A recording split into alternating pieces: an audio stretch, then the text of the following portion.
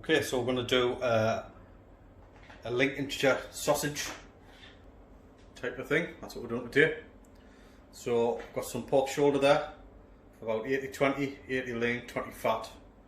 I've got the spice blend, some water, some milk powder because it's good for binding, and some rusk.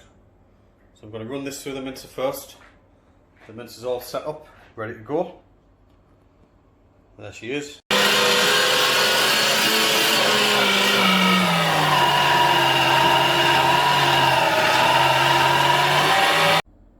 Okay, that's the sausage meat made now.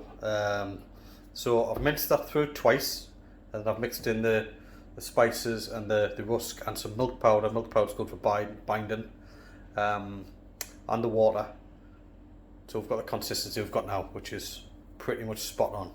So that's going to go in the fridge till tomorrow, and I'll give it a mix through in the morning, and then we'll push it through some skins. So potentially, I'm probably going to do might do some chipolatas, some breakfast sausage, and maybe some sausage burgers. So we'll see. I may sell some.